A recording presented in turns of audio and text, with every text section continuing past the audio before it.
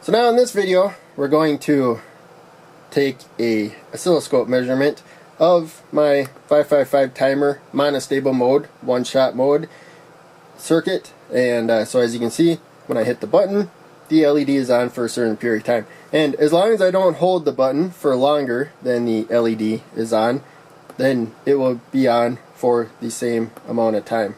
Doesn't matter how long I hold it, as long as I don't hold it longer than what it's wired to be on for. So I have a probe here. This is a new probe. This isn't the one that came with the meter. I like this one better, so I'll try to remember to link it.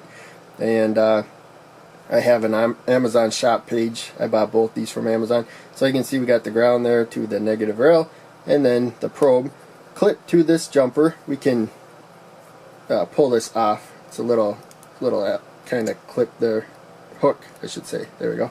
And I try to hook things or clip things to right about there on these jumpers, because we plug that into the breadboard. Little scratches on there and stuff are rough on the breadboard. But in any case, we have the probe there, and we can yank this off. There's a little probe, but this is good enough for now. So let's get to looking at the oscilloscope and getting it ready to take the measurement that we want.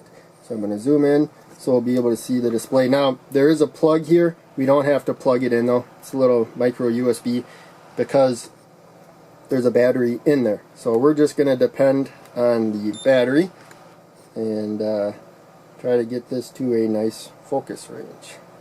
There we go. So as I said, this is a new probe. Old probe broke in channel A. There's a wire. I never pulled it out or anything. I don't know if it's damaged or not.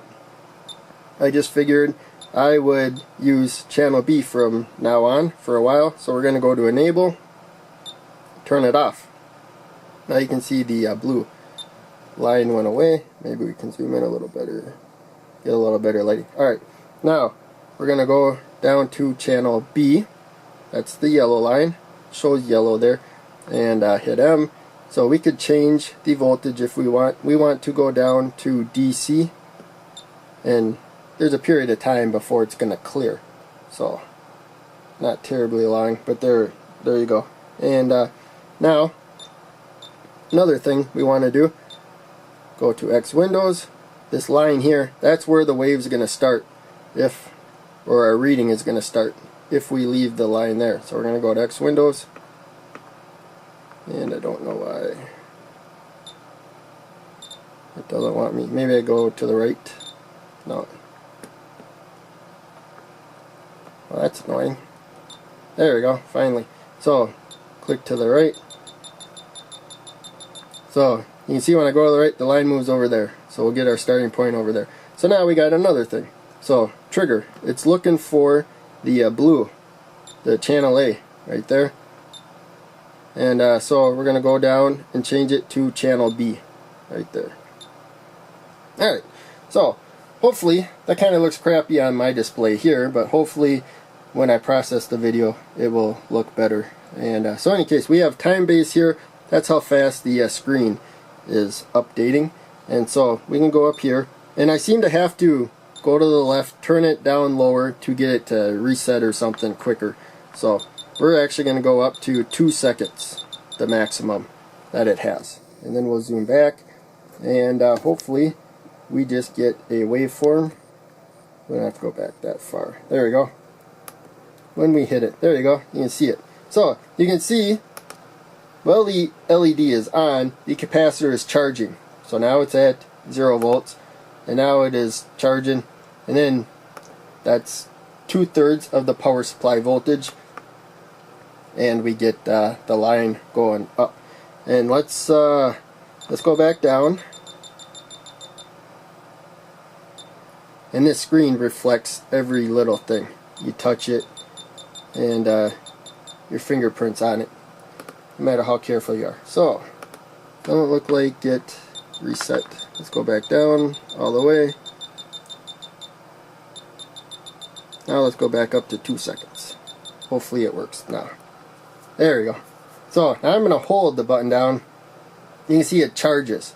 Now it's almost the 5 volts. And this is actually a curve you see with RC time constant. So the capacitor charges really fast at first and then slows down. But in any case, it's going to reach this point no matter what. If I keep holding the button, it's going to keep charging. But after it gets above 2/3 charge, you can see it really slows down how fast it is charging. And technically, mathematically, it never charges 100%. Of course, that's not true. Finally, it will become the voltage of the power supply at some point. But that's topics for other videos. Any case, this cleared up my misperception. I thought this was always charging until you hit the button and it discharged. And so it actually is, this resistor here is actually being discharged. So the discharge pin right now is discharging. When we hit the switch, then it stops discharging, and the current going through the resistor fills up the capacitor. And once the capacitor gets to 2/3 voltage, you can see it drops right down. That's because that discharge pin goes directly to the ground pin. So ground pin there, ground pin on, or ground on this side of the jumper there, and it discharges instantly. So hopefully that made sense, and thanks for watching. I will see you in the next video.